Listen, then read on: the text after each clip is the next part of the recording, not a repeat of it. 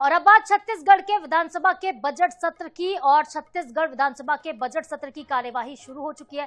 हंगामा जमकर होगा, लेकिन सबसे पहले राज्यपाल का अभिभाषण अब से कुछ देर में शुरू होगा। तो सीधी कार्रवाई और लाइव तस्वीरें आप देख रहे हैं विधानसभा से।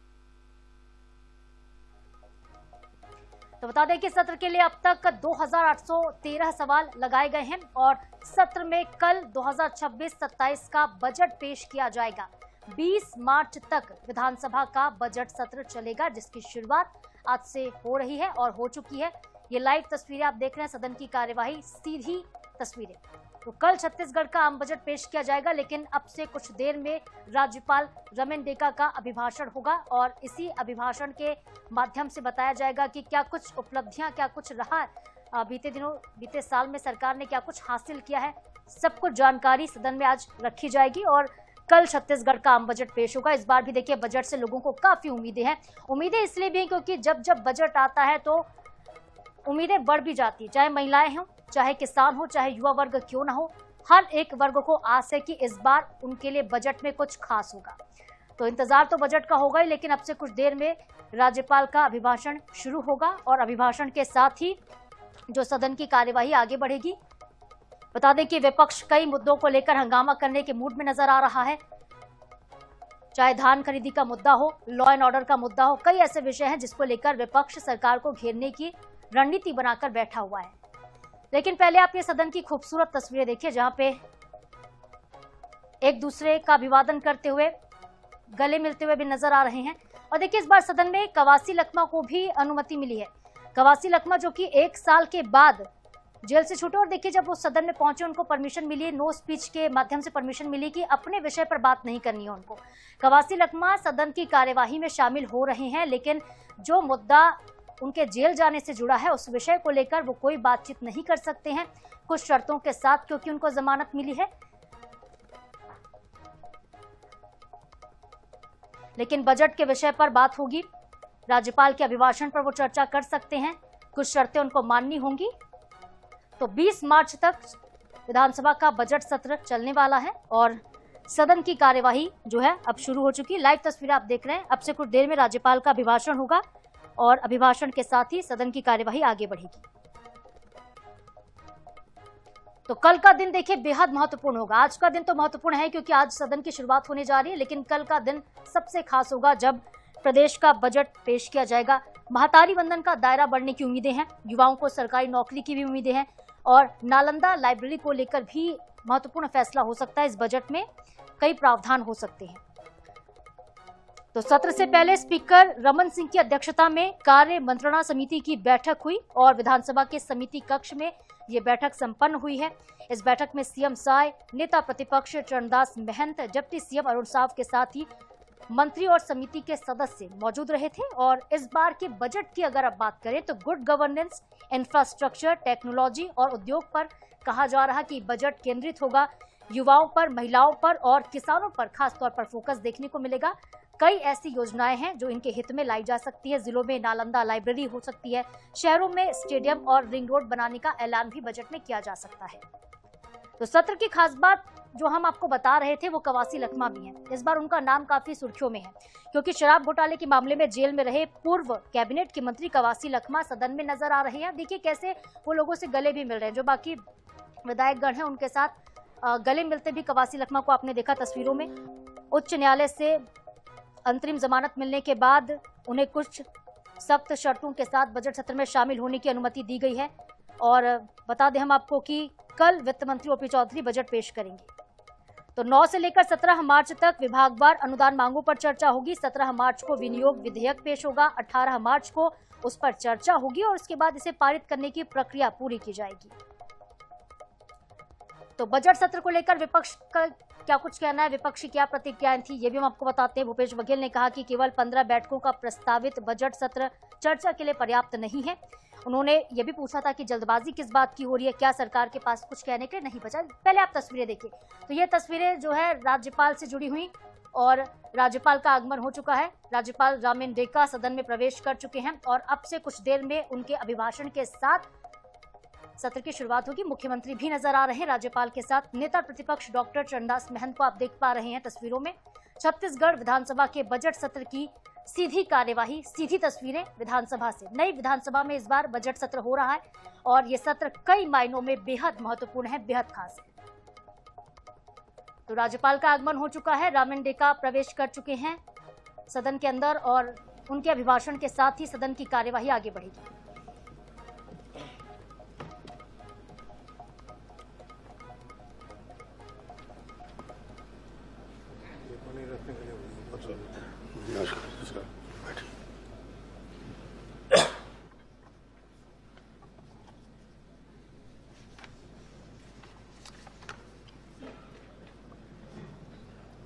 अब सर्वप्रथम राष्ट्रगीत वंदे मातरम और उसके पश्चात राष्ट्रगान एवं तत्पश्चात राष्ट्रगीत अरबा पैरी के धार होगा। माननीय सदस्य अनुरोध है कृपया अपने स्थान पर खड़े हो जाएं। माननीय सदस्यगण, आप सभी को छत्तीसगढ़ राज्य स्थापना और हमारी विधानसभा की रजत जयंती की बहुत बहुत बधाई। राज्य स्थापना की रजत जयंती के अवसर पर माननीय प्रधानमंत्री श्री नरेंद्र मोदी जी की कर कमलों से हमारी विधानसभा के नवीन भवन का लोकार्पण हुआ। आप सभी को लोकतंत्र के मंदिर इस नए भवन की हार्दिक शुभकामनाएं। प्रदेश की 7वीं विधानसभा के वर्ष 2026 में आयोजित इस प्रथम सत्र में आप सभी का हार्दिक अभिनंदन है। अब हमारे प्रदेश की विकसित राज्य की ओर अपना नया सफर शुरू किया है। सामूहिक प्रयत्न और संकल्प से निश्चित रूप से हम वर्ष 2047 तक विकसित राज्य का लक्ष्य प्राप्त करेंगे। भारत रत्न पूर्व प्रधानमंत्री स्वर्गीय अटल बिहारी वाजपेयी जी ने हमारे राज्य का निर्माण किया। उन्होंने जिस संकल्पता की लेकर छत्तीसगढ़ बनाया, उससे पूरा देश देखकर बहुत खुशी होती है। छत्तीसगढ़ में विकास की असीम संभावना है। यहाँ की सरल, सहज और मेहनत कर जनता की बदौलत मेरी सरकार इन संभावनाओं को साकार करने के दिशा में कड़ी मेहनत कर रही है। मेरी सरकार की सर्वोच्च प्राथमिकता अंत्योदय का कल्याण है। मेरी सरकार के प्रत्येक नीति में यह सुनिश्चित की है, इसके लागू होने से आखिरी पंक्ति में खरे नागरिक को किसी तरह से लाभ मिलेगा। जब इस सोच के अनुरूप नीति बनाती है तो समावेशी विकास की दिशा में कदम स्वतः बढ़ जाते हैं। समावेशी विकास में महिला सशक्तिकरण की महत्वपूर्ण भूमिका है। मातृशक्ति की सशक्त बनाने मेरी सरकार की प्राथमिकता है। इसी सोच के साथ इस वर्ष की महतारी गौरव वर्ष के रूप में मनाया जा रही है। सामाजिक कल्याण के साथ तीव्र आर्थिक विकास के लक्ष्य के ध्यान में रखते हुए नए जमाने के अनुरूप मेरी सरकार में नवाचार भी क्या है, जिसका व्यापक असर प्रदेश के आर्थिक विकास के आंकड़ों में नजर आता है। माननीय सदस्यगण, विकास छत्तीसगढ़ और विकसित भारत का सपना तभी साकार होगा जब किसान मजबूत और समृद्धि होंगे। इसलिए मेरी सरकार उन्हें आधुनिक तकनीक से जोड़ने, फसल का उचित मूल्य दिलाने और बाजार तक उनकी आसान पहुंच सुनिश्चित करने के लिए निरंतर काम कर रहे हैं। इस वर्ष 25,26,000 किसानों से समर्थन मूल्य पर 141.0 लाख मीट्रिक टन धान खरीदा गया है और 33,431 करोड़ रुपए का भुगतान किया है। मेरी सरकार ने कृषक उन्नति योजना के तहत होली से पहले किसानों को 10,292 करोड़ रुपए का भुगतान करने का निर्णय लिया है। केंद्र से प्रधानमंत्री श्री नरेंद्र मोदी जी की सरकार भी किसान हितैषी सरकार है। छत्तीसगढ़ के 26,72,000 किसानों को प्रधानमंत्री किसान सम्मान निधि का लाभ मिल रहा है। मेरी सरकार के कल्याणकारी दायरे में भूमिहीन कृषक मजदूर भी शामिल है। राज्य के 5 लाख से अधिक भूमिहीन कृषि मजदूरों को दीनदयाल उपाध्याय भूमिहीन कृषि मजदूर कल्याण योजना के तहत सालाना 10,000 रुपये दिए जा रहा है। मेरी सरकार गुणवत्तापूर्ण बीज किसानों के उपलब्ध कराने के दिशा में पुख्ता काम कर रही है। बीज उत्पादन में प्रदेश के आत्मनिर्भर बनाने अनुसूचित जनजाति एवं महिला वर्ग के किसानों के प्रमाणीकरण शुल्क 100% अनुदान दिया जा रहा है। 2 साल में 21 लाख क्विंटल प्रमाणित बीज वितरित किए गए हैं। हमारे किसान भाइयों द्वारा उपजाया खाद्यान्न निर्यात के माध्यम से विदेशी तक अधिकाधिक पहुंचाया जाए, इसके लिए मेरी सरकार ऐसे तकनीक के ऊपर काम कर रही है जिससे खाद्यान्नों की शेल्फ लाइफ बढ़ाया जा सके। इसके लिए इंदिरा गांधी कृषि विश्वविद्यालय रायपुर से भाभा परमाणु अनुसंधान केंद्र की सहायता से 6 करोड़ रुपए की लागत से सेंटर ऑफ एक्सेलेंस की स्थापना की जा रही है। दुनिया भर में खेती किसानों की तकनीक बदल रही है। कृषि शोध में लगे अध्यापकों और छात्रों को मेरी सरकार द्वारा निरंतर एक्सपोजर विजिट भी कराया जा रहा है। प्रदेश में दलहन और तिलहन की फसलों का बढ़ावा देने मेरी सरकार प्रतिबद्ध है। दलहन बीज उत्पादन प्रोत्साहन योजना में प्रति क्विंटल दिए जाने वाला 1,000 रुपये के अनुदान की अब बढ़ाकर 5,000 रुपये कर दिया गया है। अंगठी बीज संवर्धन योजना के तहत तिलहनी फसलों की उत्पादन एवं वितरण पर अनुदान राशि 1,000 रुपये से बढ़कर प्रति क्विंटल 1,500 रुपये प्रति क्विंटल कर दी गई है। फसल विविधीकरण की प्रोत्साहित करने ध्यान के बदले अन्य खरीफ फसल लेने वाले कृषकों को भी प्रति एकड़ 11,000 रुपये अनुदान सहायता राशि देने का निर्णय लिया गया है। खाद्यान्न तेल का उत्पादन की बढ़ावा देने के लिए केंद्र सरकार पास ऑयल की बढ़ावा दे रही है। मेरी सरकार ने इसके लिए केंद्र सरकार द्वारा दिए जा रहे अनुदान के अतिरिक्त 69,620 रुपये का टॉप अप अनुदान प्रदान करने का निर्णय लिया है।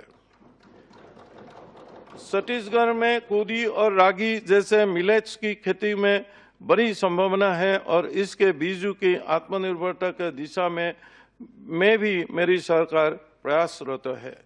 हमारे वनांचल जैविक खेती के लिए सबसे अनुकूल है और इससे स्थानीय किसानों के लिए बड़े लाभ की संभावनाएं खुलेंगी। प्रदेश में 38,000 हेक्टेयर क्षेत्र में जैविक खेती हो रही है। हमारे सुई खदान पान के बूलों के लिए प्रसिद्ध रहा है। मेरी सरकार में यह पान अनुसंधान केंद्र आरंभ किया है। माननीय सदस्यगण, खेती किसानों के जुड़े अर्थव्यवस्था का विस्तार पशुपालन के बढ़ावा दिए बिना संभव नहीं है। मेरी सरकार ने इस क्षेत्र में राष्ट्रीय डेयरी विकास बोर्ड के साथ MOU किया है। सहकारिता की ताकत सबसे बड़ी ताकत है। इस ताकत से लोगों को जोड़ने हुए सहकार से समृद्ध योजना के तहत 488 नवीन डेयरी समितियों का गठन किया गया है। दुग्ध उत्पादक किसानों के आय बढ़ाने के उद्देश्य से महासंघ द्वारा दूध का क्रय मूल्य 35,000 रुपये से बढ़कर 37 रुपये 50 पैसे 35 रुपये से बढ़ाकर 37 रुपये 50 पैसे प्रति लीटर कर दिया गया है। वर्ष 2022-23 में जहां दूध उत्पादन 1,955,000 टन था, वही वर्ष 2026-25 में यह बढ़कर 2,162,000 टन हो गया। प्रति व्यक्ति दूध उपलब्ध की वर्ष 2022-23 के 180 ग्राम था, प्रतिदिन से बढ़कर 194 ग्राम प्रतिदिन हो रहे हैं। दूध उत्पादन बढ़ने का लाभ किसानों को तो ही हो रहा है, हमारे ननिहाल की भी इसके माध्यम से बेहतर पोषण मिल रहा है। मत्स्य पालन के क्षेत्र में भी बड़ी संभावनाएं हैं। कांकेर जिला देश भर में इस क्षेत्र में मॉडल जिला बना है। यहाँ केंद्र सरकार द्वारा बेस्ट इनलैंड डिस्ट्रिक्ट का रूप में सुना भी गया है। अभी हमारा प्रदेश मत्स्य उत्पादन के मामले में देश के चौथे स्थान पर है। मेरी सरकार ने वर्ष 2048 तक इसे देश में तीसरे स्थान पर लाने के लक्ष्य रखा है। गांव में खेत, घर में पशुपालन और खेत में लगी दबरी में मछली पालन, इस तरह के अप्रोच से काम करने के किसान भाइयों के आय में और भी वृद्धि होगी। मेरी सरकार इस दिशा में किसान भाइयों की प्रेरित करने का काम कर रही है। इसके उत्साहजनक परिणाम सामने आए हैं। निजी क्षेत्र में 7,580 हेक्टेयर में मत्स्य पालन का काम हो रहा है। माननीय सदस्यगण, विकसित छत्तीसगढ़ का आधार सिंचाई परियोजना है। पिछले 2 वर्षों में मेरी सरकार ने प्रदेश में 25,000 हेक्टेयर क्षेत्र में सिंचाई क्षमता की वृद्धि की है, जिसमें राज्य के कुल विकसित सिंचाई क्षमता 21,76,000 हेक्टेयर हो गया है। 73,000 हेक्टेयर से अधिक सिंचाई सुविधा में विस्तार एवं पुनर्स्थापन के लिए 477 सिंचाई योजनाओं के लिए 1,874 करोड़ रुपए की स्वीकृति भी दी गई है। सिंचाई योजनाओं के लिए अधिग्रहित भूमि के लंबित मुआवजे के प्रकरण को निपटाने में मेरे सरकार ने उल्लेखनीय सफलता हासिल की है। किसान भाई को वित्तीय वर्ष 2026-25 में 700 करोड़ रुपए मुआवजा के भुगतान किया गया है। वही वन भूमि से संबंधित 100 करोड़ रुपए की लंबित मुआवजा राशि का भुगतान किया गया है। इससे वन प्रभावित सिंचाई योजनाओं के निर्माण में गति आई है। मातृशक्ति का सम्मान, उनके गरिमा की रक्षा और उनका आर्थिक सशक्तिकरण मेरी सरकार की सर्वोच्च प्राथमिकता है। माताएं बहनें कुशल बजट प्रबंधक होती हैं। मातृ बंधन योजना के माध्यम से हर महीने 1-1 हजार रुपए की राशि हम प्रदेश की लगभग 69 लाख महिलाओं को खाते में जमा कर रहे हैं। मेरी सरकार ने लाभार्थी महिलाओं की बैंक खातों में 26 किस्तों में 15,596 करोड़ रुपए जमा किया है। 2 साल पहले मेरी सरकार ने यह योजना अंतर्राष्ट्रीय महिला दिवस के अवसर पर आरंभ की। 3 महीने में ही हितग्राही को चिन्हांकन का काम पूरा हो चुका था। माओवादी हिंसा के वजह से बस्तर के कुछ क्षेत्रों की महिलाओं को इसका लाभ नहीं मिल सका था। उन 7,763 महिलाओं को भी योजना से लाभान्वित करना आरंभ कर दिया है। मुख्यमंत्री कन्या विवाह योजना के अंतर्गत फरवरी 2026 में राज्य भर में एक साथ 6,412 जोड़ों का सामूहिक विवाह संपन्न कराया गया है। इनसे 1,316 जोड़े रायपुर से विवाह बंधन में बंधे। यहाँ मध्य आयोजन golden book of world records में दर्ज हुआ है, जो प्रदेश के लिए गौरव का विषय है। इस आयोजन की एक उल्लेखनीय उपलब्धि यह रही है कि आत्मसमर्पित नक्सलियों की 6 जोड़ों का विवाह भी इसी योजना के तहत कराया गया है, जो विश्वास, पुनर्वास और समाज के मुख्य धारा से जुड़ा के सशक्त संदेश है। मेरी सरकार ने मातृशक्ति के लिए प्राथमिकता से योजनाएं बनाया है। ग्रामीण क्षेत्र में माताएं बहनें अपने हुनर को आगे बढ़ाए, इसके लिए 137 मातृ सदन पूर्ण कर लिया गया है तथा 212 मातृ सदन निर्माणाधीन है। हमारा नैनीताल हमारा भविष्य है। पूरे जतन के साथ उनकी परवरिश की हो, इसके लिए मेरी सरकार उनके पोषण का खास ध्यान रख रही है। पोषण ट्रैकर ऐप के नतीजे उत्साहित करने वाला, इससे हमारे ननिहाल के कुपोषण के सभी मापदंडों को भी आ रही है। पोषण पखवाड़ा 2025 में प्रति आंगनबाड़ी गतिविधि में हमारा राज्य देश में प्रथम स्थान पर रहा है। माननीय सदस्यगण, जब आतंक का साया हट जाता है तो विकास का उजाला स्वतः ही फैल जाता है और लोगों के जीवन रोशन हो जाता है। हमने बीते 2 वर्ष माओवादी आतंकवादी को समाप्त करने के दिशा में बड़ी सफलता प्राप्त की है। 2 वर्षों में 532 माओवादी न्यूट्रलाइज किया है। 2704 माओवादियों ने आत्मसमर्पण किया तथा 2004 माओवादी गिरफ्तार किया गया है। मेरी सरकार ने आत्मसमर्पण के बेहतर पॉलिसी बनाई है, जिसके फलस्वरूप भटके हुए युवा अब मुख्य धारा में शामिल हो रहे हैं। हथियार शुल्क और संविधान के प्रति हाथों में थाम रहे हैं। प्रदेश तेजी से माओवादी आतंक से मुक्ति के दिशा में बढ़ रहा है। जिन दूर नक्सल प्रभावित इलाकों के माओवादी से मुक्त किया गया है, नियत नेला नारा योजना के माध्यम से बुनियादी सुविधाएं उपलब्ध कराई जा रही है।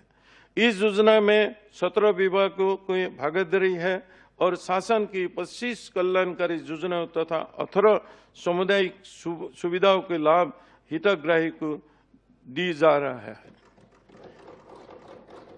मेरी सरकार ने बस्तर में विकास के लिए कनेक्टिविटी के विशेष प्राथमिकता दे रही है।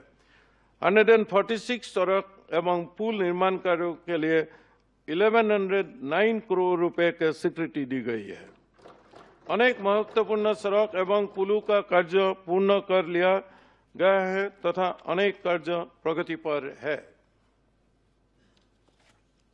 बीजापुर जिले में बीजापुर, आवापल्ली, जगरगुंडा तथा बीजापुर, मुडकपाल, तारलगुड़ा, सुकमा जिले में गादीदास से मनकापाल, नारायणपुर जिले में गरप्पा से कच्चापाल, गरप्पा से आकुबरा सड़कों के निर्माण के साथ ही बासगुड़ा, धर्मावरम आश्रय मार्ग में, सिंताबागो नदी में, नेल्सनर गंगालूर मार्ग में भरी नदी, तुमका नदी तथा सिंहासल नदी में तथा पेदरस के दोरस में फूल नदी पर पुलों का निर्माण पूर्ण किया गया है। माननीय सदस्यगण, नक्सल प्रभावित क्षेत्रों में 728 मोबाइल टावर चालू किया गया है। साथ ही में 449 मोबाइल टावरों के 4G में अपग्रेड किया है। गांव तक DTS कनेक्शन पहुंचा है और रात के हाई मस्त लैंप से गांव जगमगाने लगे हैं। एक बड़ा फायदा शिक्षा और स्वास्थ्य सेवाओं का भी है, जिनमें अब तक की ये नक्सल प्रभावित क्षेत्र पीछे रह गए। 31 नई प्राथमिक शालाएं और 19 उपस्वास्थ्य केंद्र स्वीकृत किया गया है। माओवादी आतंक के चलते यहाँ बच्चों के टीका भी नहीं हो पाता है। नियत नेला नारा योजना के आरंभ होने से अब तक 11,000 से अधिक बच्चों एवं महिला को टीके लगाया गया। इससे आने वाला पीढ़ी का स्वास्थ्य सुरक्षित ही हो रहा है। माननीय सदस्यगण, राज्य के जनजातीय क्षेत्रों में वनाधिकार पत्र जारी करने के संबंध में मेरी सरकार सक्रियता से कार्य कर रही है। वनाधिकार पत्र जारी करने के संबंध छत्तीसगढ़ देश में अव्वल स्थान पर है। अब तक प्रदेश में 4,83,222 व्यक्तियों को वनाधिकार पत्र, 48,251 सामुदायिक वनाधिकार पत्र तथा 4,396 सामुदायिक वन संशोधन अधिकार पत्र जारी किए गए हैं। पिछले 2 साल में 4,659 व्यक्तिगत वन अधिकार पत्र, 97 सामुदायिक वन अधिकार पत्र तथा 89 सामुदायिक वन संशोधन अधिकार पत्र, इस प्रकार कुल 4,845 वन अधिकार पत्र वितरित किए गए हैं। मेरी सरकार युवा ऊर्जा के रचनात्मक और सृजनात्मक भूमिका के लिए तैयार कर रही है। उनकी पुख्ता शिक्षा, स्किल अपग्रेडेशन के साथ ही उनमें उद्यम आधारित संभावना को बढ़ाने के लिए भी कार्य कर रही है। हम अपनी युवा शक्ति की आगे बढ़ाने के लिए शिक्षा की सबसे बड़ा अवसर मानते हैं। बेहतर शिक्षा व्यवस्था के निर्माण हेतु मेरी सरकार लगातार प्रयास कर रही है। नया रायपुर का एजुकेशन हब के रूप में विकसित किया जा रहा है। यह यहाँ उच्च शिक्षा के क्षेत्रों में देश भर की प्रतिष्ठित संस्थाएं स्थापित हो रही है, जिसमें युवाओं को उच्च शिक्षा के लिए राज्य के बाहर नहीं जाना पड़ेगा। मेरी सरकार ने युवाओं के प्रतियोगी परीक्षाओं में सम्मिलित होने के लिए अधिकतम आयु सीमा में 5 वर्ष के छूट प्रदान की है। साथ ही विभिन्न विभागों में करीब 32,000 पदों में भर्ती की प्रक्रिया की जा रही है। छत्तीसगढ़ हस्तशिल्प देश भर में प्रसिद्ध रहा है। सांपा की कोसा की साड़ियों की धूम तो विदेशों में भी है। मेरी सरकार ने नया रायपुर में नेशनल